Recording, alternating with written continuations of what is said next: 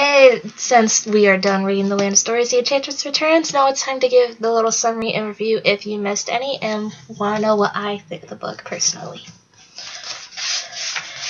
Let's see. The prologue starts with a celebration of the Sleeping Kingdom turning back into the East Kingdom. After a year, the Bailey twins entered the Land of Stories, so they have a celebration, and Sleeping Beauty starts feeling tired all of a sudden. She takes a first nap in 100 years or so. No, 10 years or so. Then all of a sudden, thorn bushes arrive in the palace, all over the kingdom, and all of a sudden, spinning wheels appear, and Sleeping Beauty knows the Enchantress is back. Alright, Chapter 1, Train of Thoughts. It starts with Alex on the train, waking up in the train, going to classes at college. Of course, she's 13, so she's taking advanced classes. She keeps having this recurring dream of seeing her grandmother, the fairy godmother, but she noticed wasn't responding to Alex at all, saying, "Grandma, I'm here, please come over," worried and everything. And gets home and notices Connor is concerned about something, which leads to Chapter 2. It started with the dog. Their mother, Charlotte, ends up in a committed relationship with a co-worker named Bob. The twins feel uncomfortable about it first because every child would be uncomfortable after losing a father and their mother starting dating again.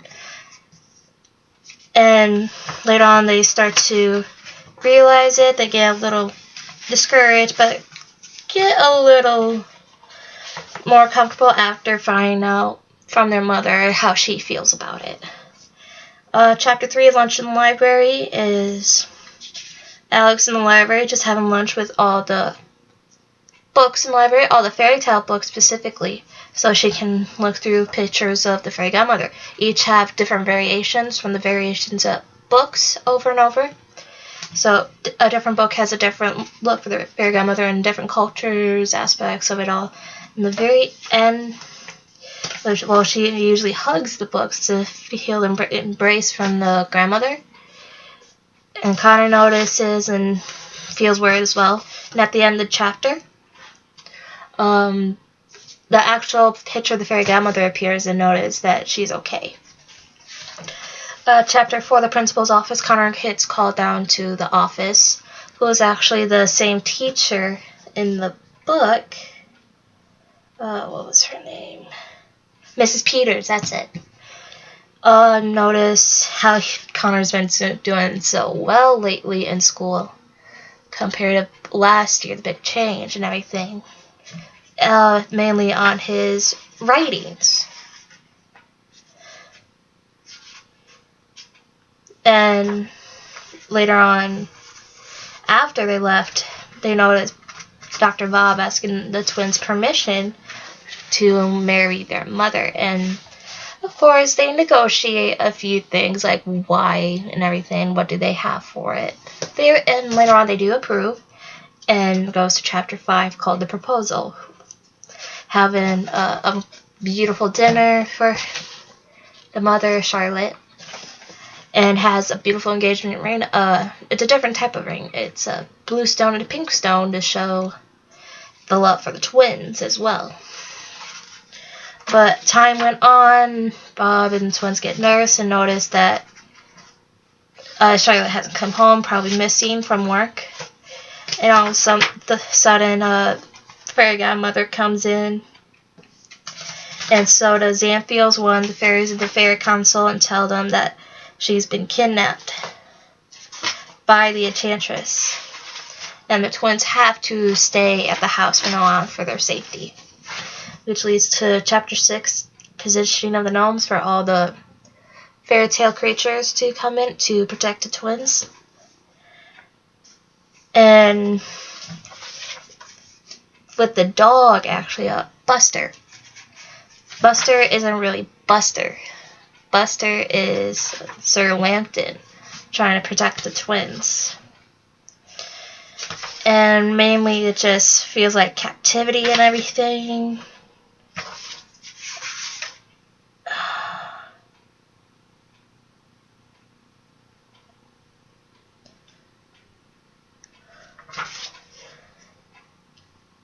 where is it? I think so far it's just talk about the gnomes talking about how they feel and finding out someone else is gonna watch the twins instead of the fairy godmother, I think. Mainly, yeah, just seeing if Theo's coming in, my mistake. It's not the fairy godmother. But someone else does come in, and that's Chapter 7, Loosey Goosey, saying it's the Mother Goose.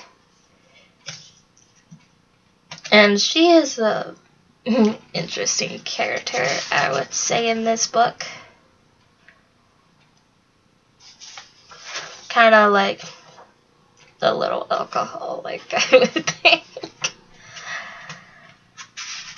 Because most people think Mother Goose is a giant goose, but no, she rides a giant goose, and the goose, Lester, likes to wear the bonnet she wears, so goes all over the place, remembers twins as babies.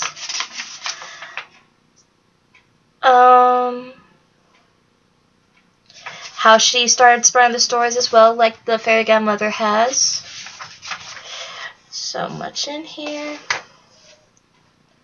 No, not a perfect summary, I would say.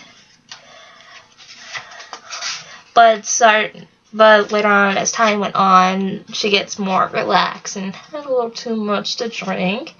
If you're under 21, don't drink. That's against the law. But me, I can do it since I'm 21.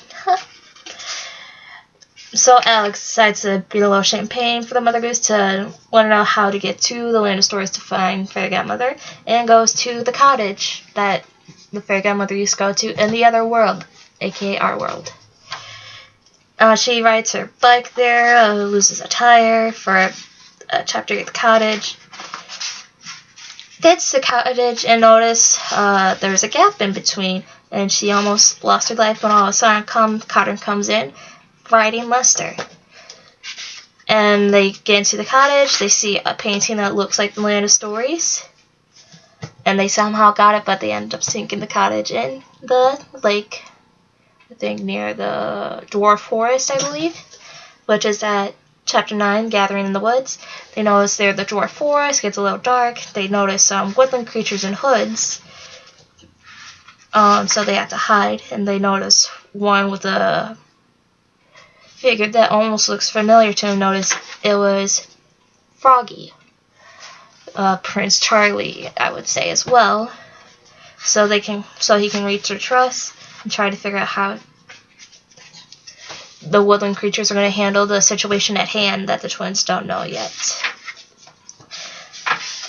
And notice that it was Froggy. They are relieved to see an old friend. But then we get to Chapter 10, Rumpelstiltskin's debt. He's in prison for over 100 years. I think 128 years, I believe.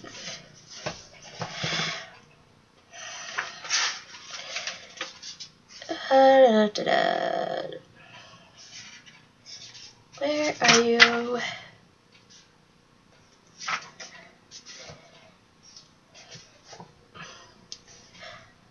Oh no, 127 years.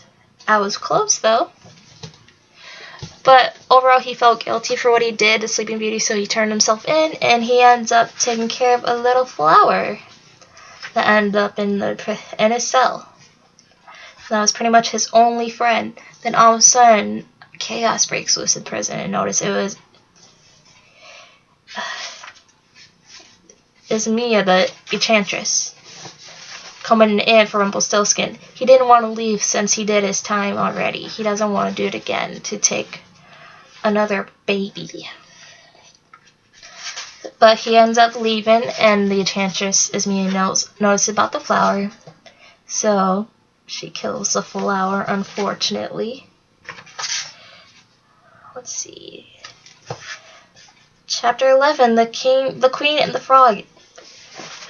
The twins and Froggy make it to the Red Riding Hood Kingdom and go into the palace. The guards feel more comfortable with Charlie or Froggy. Everyone calls him Froggy, though. And notice Red in a library, surprisingly, just reading a book, mostly with pictures, and how everyone was so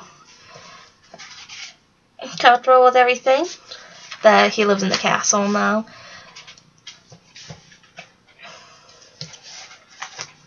But let's see, where was I? Oh yeah, moves in the castle.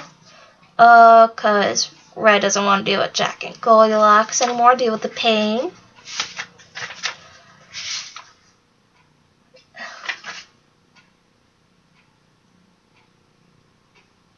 Of course, Red gets a little uncomfortable seeing the twins because every time she either gets hurt or kidnapped or something. And she somehow gets more comfortable being queen. She does more, so she lets her granny retire. And she does get into more books, especially the books Alex put into Fairy Tale World from the first story. Of course, she does mix up a few words. Notice, and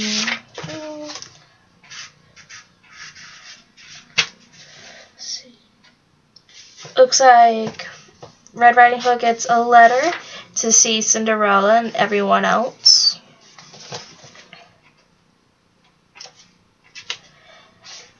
And on the way, on chapter 12, a not-so-charming evening, Princess Hope, Cinderella's daughter, ends up getting kidnapped by Rumpelstiltskin. We just don't know why yet.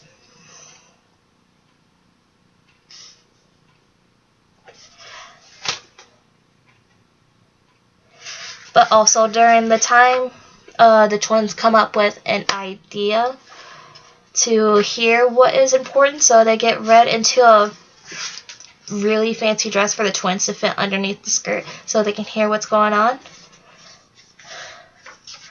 And so no one would know that they're in the fairy tale world since they're supposed to be technically under house arrest from Mother Goose.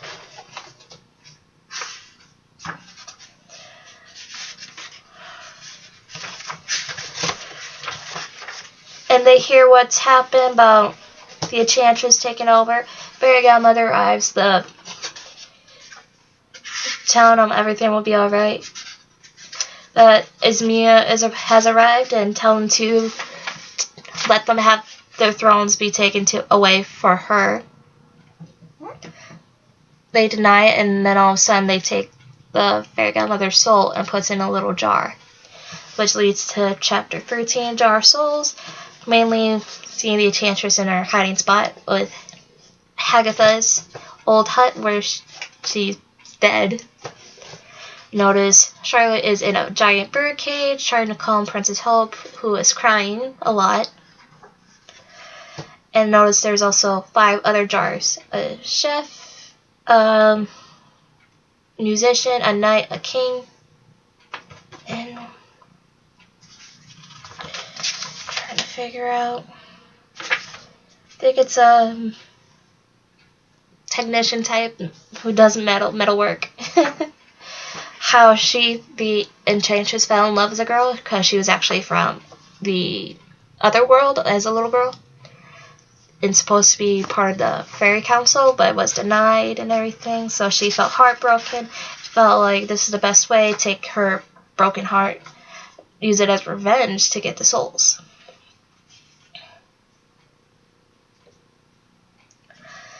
And later on, hearing how she plans to take over the fairy tale world, but it's not the only one she wants to take over so far.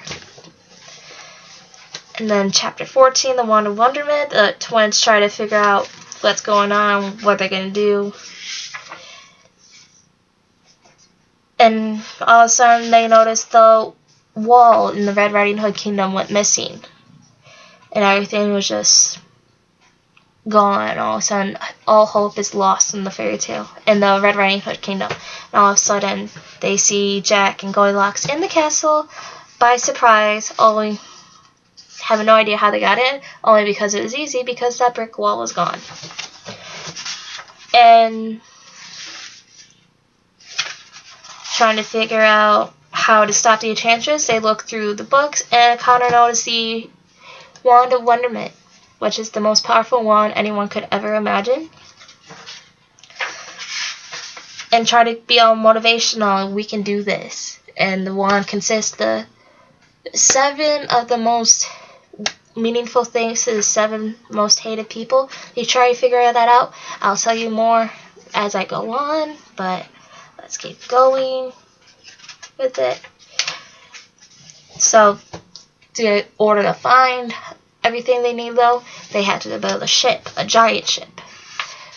But it has to be so discreet no one will notice, so it had to be like a hot air balloon and like a boat at the same time. So everyone has worked very hard on it, but all of a sudden, Jack noticed the beanstalk was gone. Red decided to cut it down because it was ugly for the kingdom. Jack was so mad, so he had to find magic beans to get the beanstalk again from the old tradesmen. And that leads to chapter 15, Been There, Done That.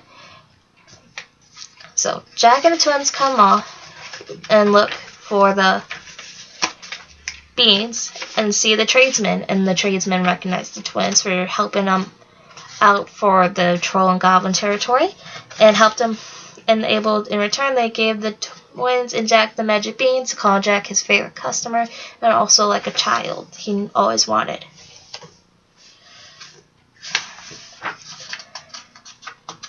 That's mainly the big part here.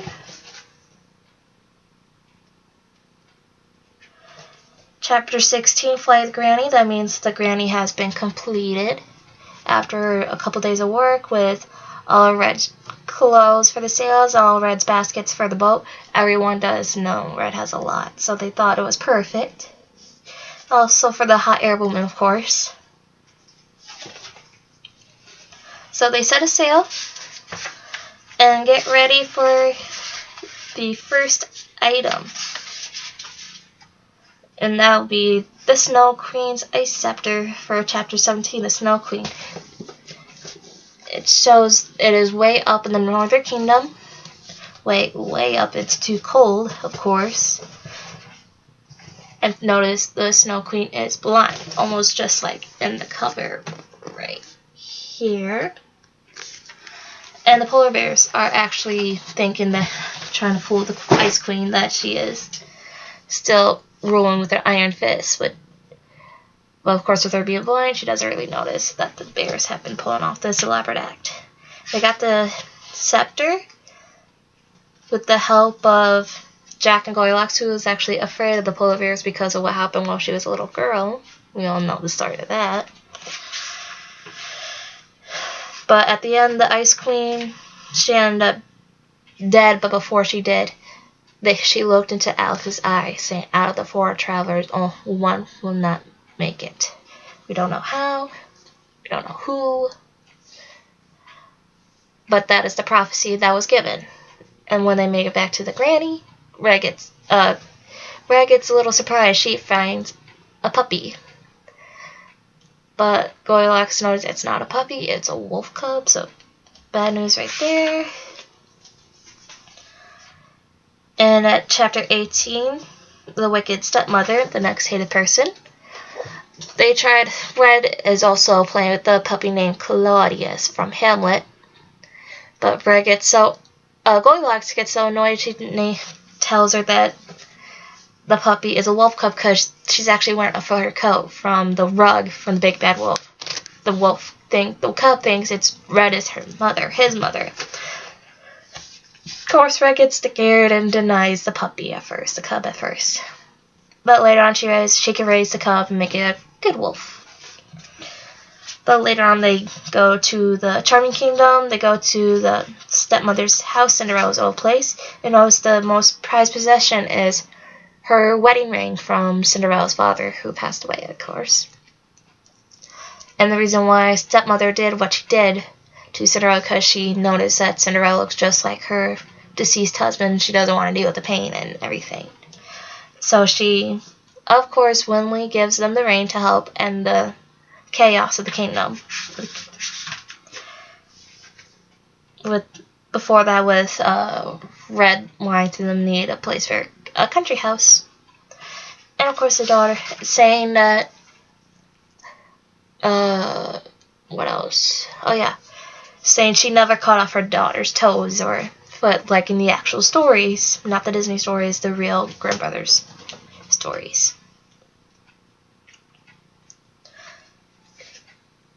Chapter 19, A Castle in the Sky. It's about the giant, of course. The beanstalk is grown, so they go up to the castle. They try to find the most prized possessed item from the giant. But they didn't notice that. They noticed a giant cat chasing them around, and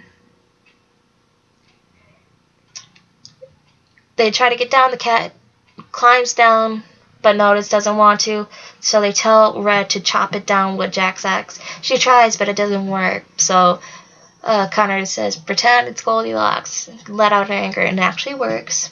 Of course, they're a little distraught about it, and the cat does survive. He gets back up with its cat-like reflexes, and they notice on the way through it, they notice there's a lot of stuff that looks like the golden harp, and realize the golden harp is the most prized possession. And before they left to the castle, they made a deal with the golden harp to be out of Jack's old place, because Jack hasn't been there in over a year, to go to Red's place for performing music for her. But of course they said, you're coming with us, but not to Red's castle.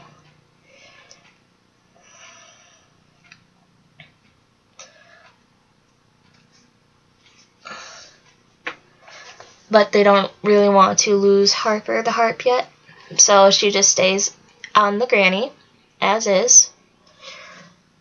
So they head to the next prized possession, the magic mirror from the evil queen, Xxviii, which is on chapter 20, the reflection. But since it was at the hidden palace where everything is turned to rubble, like in the map right here, rubble, little things. So the twins had to go, and they notice a figure in the mirror of truth, I think. Notice it was Xxviii as Xxviii instead of the evil queen, trying to look for Myra. She almost lost her soul, just as Myra did in the first story. And all of a sudden, she turns to the evil queen full of regret, telling the twins she is sorry for what she has done, and she deserves this punishment. And she returns back as Xxviii looking for Myra.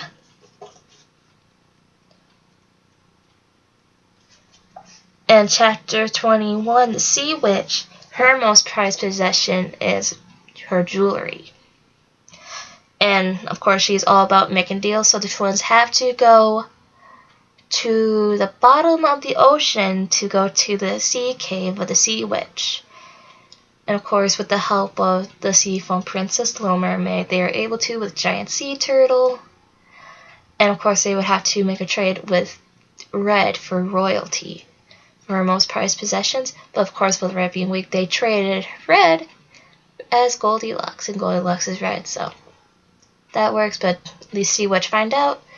The sharks attacked, everything attacks, but twins made it safely with the jewels. But Red didn't know, but Alex noticed something about one of the jewels that wasn't attaching to the wand. It was actually the engagement ring Bob had for Charlotte. And she's wondering, is Bob somehow in this world somehow? Let's see, next chapter, chapter 22. Trobella, Queen of the Troblins. After making out to the Sea Witch, they somehow landed in the Troll and Goblin territory and ended up being prisoners again, but for a different type of prisoners. Instead of the disgusting workforce, everything stone, everything was clean, everything was better, no slavery. But the only slavery there was for Trobella is to make them dancers for entertainment for her, because she ends up being queen of the Troblins. Since I think the Goblin didn't have an heir, she was the only heir, since the Troll King and Goblin King were killed somehow in a rock avalanche, making dancers. And all of a sudden, Ismia returns and threatens her to give her the kingdom. She says no. And all of a sudden, big water gushes through the territory, so the Troblins have to leave. The merge at Gold and Troblin have to leave the territory at once so they don't drown. And of course, Alex takes apart the wand so far and uses the ice scepter to freeze the water so they can get out. they make it somehow, but all of it is just a big old pool, the troll and goblin territory. So they now had to do a campsite.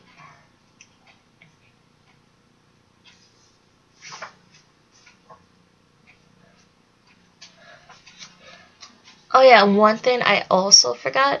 Throughout the story, Connor sees a ghost, the ghost of the East, who always silent and always just points to the east. I forgot about that. Connor freaks out about that in Red's Castle, and then after the Troll and Goblin territory, and later on they notice Alex sees it as well, so they follow her to the Eastern Kingdom. But on chapter 23, the 8th dwarf, the 7 dwarves are having a little card game at their place in the pouring rain, and all of a sudden they hear a knock on the door, which is the 8th dwarf, Rumpelstiltskin, who decided to do what he did because he didn't want to work in the mines at all for his life. The 7 dwarves deny him for what he did, so they kicked him out, never forgive him for what he did in his life. And in chapter 24, the Lady of the East. They make it to the Eastern Kingdom. They see Sleeping Beauty's husband in the castle, and the spirit is actually Queen of Old Beauty, who was actually Beauty and the Beast Queen Beauty. And notice that the king's soul from the Enchantress was the same spirit from Beauty and the Beast. She was the one who turned the prince or the king to the beast. So the old Queen Beauty had to love him for who he was. Trying to tell him what they needed to do to stop the Enchantress. And all of a sudden another spirit comes in named Gloria, trying to figure out who it was. And when they come back, everyone has sad news to tell the twins that Harper is now part of the wand, because turns out Gloria is Harper, because she knows Esmea, because the musician Esmea loved and the loving Harper or Gloria, so that's how it all happened. And goes to chapter 24, 5, Rock, Root, and Rage, saying now it's time to get the Enchantress' most prized possession, her pride. Trying to get that all together.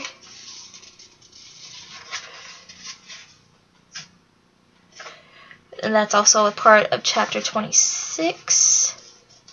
How everyone just gets all the kings and queens into the center of the area, and how Alex is supposed to take Esmea's pride away. She does, because she also pushes or zaps her to the 1,000-foot drop and thought everyone had died. She has died, but with the Wand of Wonderment, she has the power of immortality, I would say. But all of a sudden, but she's okay. So she wakes up, has a dream of these 4 girls in a cave. First one being Alice of Wonderland. Next one being Dorothy Gale of The Wizard of Oz. The other one being Wendy Darling from Peter Pan. Another one is Lucy Penisy from The Lion, the Witch, and the Wardrobe, trying to figure out what they need to do to stop the Enchantress and say, don't use the wand, use her pride as well. Let her forgive herself for what she does. And she also tries to figure out, why did they leave the magical world and decide to go home?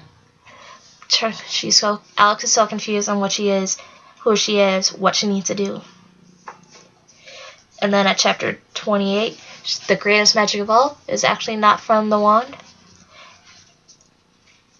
It is actually from Alex herself, because knowing that she is actually the heir to be fairy godmother.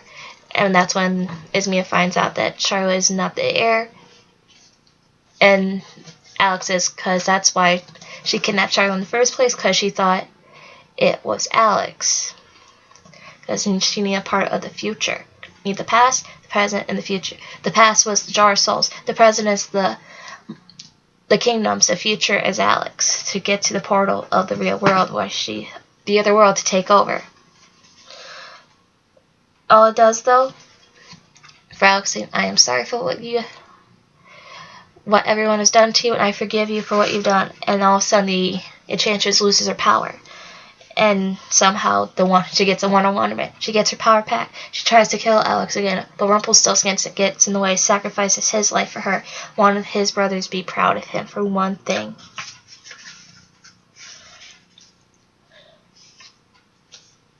And the Enchantress is now gone, with Connor breaking the one-on-one. Her power is gone. She is diminished. Everything is back to normal. And then at chapter 29, for better or for worse, everyone has returned to the kingdoms, but Alex, Connor, Jack, Goldilocks, Red, and Froggy want to stay for Rumpelstiltskin's funeral for the dwarves. They do so. They make it back, and Goldilocks realizes that Porridge, her horse, ends up pregnant, because one of the horses in Red's stable has like a relationship with Porridge or something.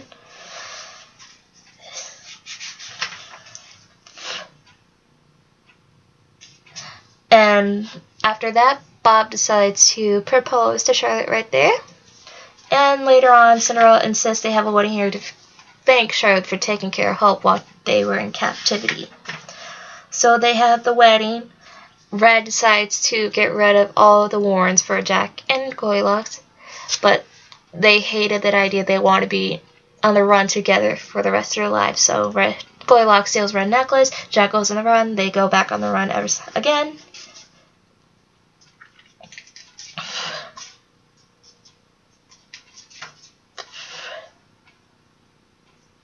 Oh yeah, and later on, the Fairy Council decided to make a drastic decision to close the bridge between the real world and the fairy tale world. So they had to bring everyone in from the real world back, so they can't go to the fairy tale world. Of course, Alex is devastated. So Shire comes in, I don't want to take your life away. And that leads to chapter 30, which makes Alex decide to stay in the fairy tale world. But of course, Connor goes to the real world before he was able to know what Alex was playing. He decided to get Cinderella's stepmother and stepsisters into the real world so they can have a better life than what they have in the fairy tale world. But overall, Alex stays, tries to become the next fairy godmother, and Connor goes to the real world so he can try to tell the stories he wrote about what has happened. Just let the family tradition roll on, I would say. But now they know they were dimensions apart, they would also know the story is only just beginning for them. That is a quick summary of what the story is about. I know it's not the greatest summary because it's been a while, but overall, would I recommend this book? I would say yes. It has a great story for each of the characters again. It tells them what has happened over the past year. Each one has grown. They have stronger relationships. We have a stronger story for Charlotte, the mother, as well, knowing who she is, what she does, how she feels about the world. It's so detailed and everything. And of course, it's by Chris Colfer. How can you say no to that? And of course, they'll make another book to tell to younger kids for an education class as well, if they have the patience for it, of course. Reading 2 books. And of course, later on. But yes, I would recommend it. So, which leads me next to our 3rd book, The Land of Stories, A Grim Warning, which is another year or so since the 2nd book. That's all I'm going to say, though.